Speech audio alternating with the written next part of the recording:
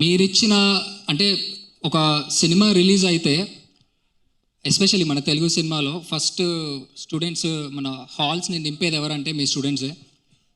మీరు పెట్టే స్టేటస్లు, మీరు పబ్లిసైజ్ చేసే టాక్ దగ్గరుండి ఒక సినిమాని మీరు మోస్తారు. తెలుగు సినిమాకి మీరు చేసే కాంట్రిబ్యూషన్కి లవ్ యూ. చాలా ఇంపార్టెంట్ రా బాబు మీరు సినిమాకి. అండ్ మీరు ఇచ్చిన ఎనర్జీతో ఇక్కడ స్టేజ్ మీద ఉన్న పవర్ హౌస్ సందీప్ అన్న,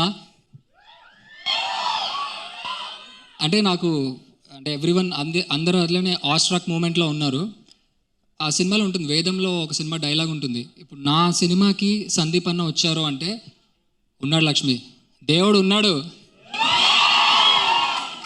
సో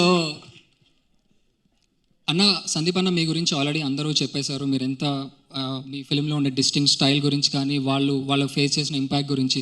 నాకు పర్సనల్గా ఒక ఫిలిం లవర్గా ఒక కపుల్ ఆఫ్ థింగ్స్ చెప్పాలంది. మీ ఫిల్మ్ మేకింగ్లో నాకు మీ గ్రామర్ స్టైల్ చాలా చాలా ఇష్టం అన్న. ఎస్పెషల్లీ ఒక చిన్న చిన్న థింగ్స్ మీరు యూజ్ చేసే top angle shots, Arjun Reddy interval sequence అవ్వచ్చు, యానిమల్ క్లైమాక్స్లో అవ్వచ్చు, అండ్ ఎస్పెషల్లీ యానిమల్లో మీరు వాడిన match cuts, non linear narration, నాకు థియేటర్లో ఇట్ వాజ్ లైక్ ఎవ్రీ 5 minutesకి ఒక హై ఇలా వస్తూ ఉండింది. అండ్ క్లైమాక్స్ అంటే స్పెషల్ మెన్షన్ అన్న. క్లైమాక్స్ ఆన్ పేపర్ చూసుకుంటే ఏముంది, ఇప్పుడు హీరో విలన్ చచ్చేదాకా కొట్టుకోవాలి, ఇంకా హ్యాండ్ ఫైట్ అంతే. బట్ అంత అలాంటి నార్మల్ సీన్ని just because of your short division and edit pattern I was glued. Entire scene మొత్తం అయ్యే వరకు మీరు వేసిన క్లోజుల దగ్గర నుంచి క్రేజీ ఇంపాక్ట్ అన్న. అసలు thank you for the wonderful contribution. మీలో ఉన్న ఆ స్టైలిష్ ఫిల్మ్ మేకర్కి థ్యాంక్ యూ సో మచ్. ఒక సినిమా లవర్గా చెప్తున్నాను. అండ్ చాలా కోట్ల మంది లాగే నేను కూడా ప్రభాస్ అన్న స్పిరిట్ సినిమా గురించి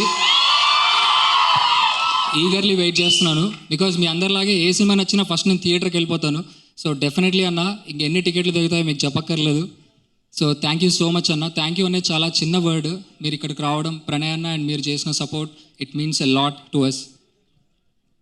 అండ్ నెక్స్ట్ మా ఫిలింలో ఇంతమంది మర్చిపోయాను, ఫేస్ ఆఫ్ విలేజ్ అని ముద్దుగా పిలుచుకుంటామండి. మా ఫిలింలో ఇంపార్టెంట్ క్యారెక్టర్స్ ఉన్నారు. ఐ థింక్ వాళ్ళు పడుకోలేదు అనుకుంటున్నా. గురు ఓకే. సో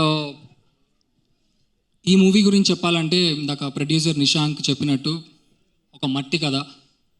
అన్ని ఎలిమెంట్స్ మనకు తెలిసినవే, ఇదేమి అవుట్ ఆఫ్ ద వరల్డ్ వచ్చేసి ఇదంతా కాదు. మన ఊర్లో ఒక జాతర జరిగితే ఎలా ఉంటుంది, మనకు చాలా దగ్గరగా ఉంటుంది.